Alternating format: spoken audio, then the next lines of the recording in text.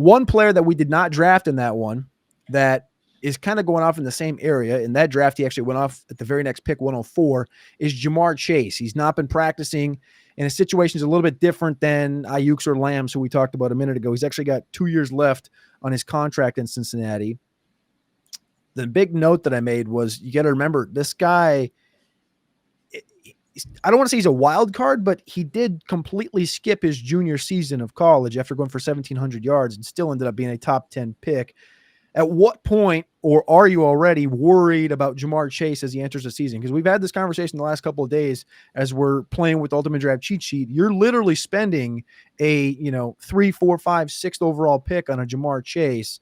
At what point, or are you already nervous, Trash Man?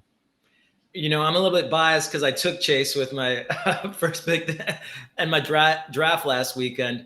I'm not worried. I mean, the only time I'm worried about Jamar Chase is when he's injured. And so going to this, it doesn't bother me that much. I mean, any of these players could potentially get injured at any point. And Jamar Chase, he's the focal point of that Cincinnati offense. I'm not too worried about this. Lisa, have you drafted any Jamar Chase yet? Not yet, but I will. I'm not as worried about this because Jamar Chase and Joe Burrow are best friends. Like, they're always together. So it makes me feel that they've still been working together, that this is just a business thing. I don't love it, but it bothers me less than CD and Dak, who I really felt needed some solid time together. Tyler Boyd conversation is getting really loud right now, which I don't think it should be yet. But Jamar Chase relies on two things: him staying healthy and Joe Burrow staying healthy. I'm not as worried about this one, but I don't love it. It's not ideal before the season starts. And also, what's the most annoying is when you're listening to, pressers after practice, you want to hear about players. Like, I want a player to tell me about a rookie that he can't believe, his moves or, the routes that he's running. Like, this is the stuff I want to hear. I don't want to hear conversations about your contract and money all the time. It really kind of waters down the information that we could be getting that has a little bit of an inside scoop to it.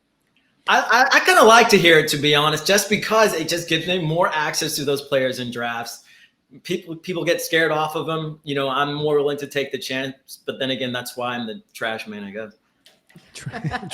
Trash man loves him some value no matter where he can get it. Chase is the interesting one. I was just listening to Michael Lombardi earlier today, actually, and he was a former GM, of course, of the Patriots, and he mentioned that it's not only the fact that Jamar Chase has 2 years left on that contract. It's that he actually has 4 years of control that the Bengals have right now. And he's just asked them to rip that up because, again, 2 years left on a contract plus 2 years of a potential franchise tag. Not saying that's going to happen, but I just thought that was an interesting way of looking at it.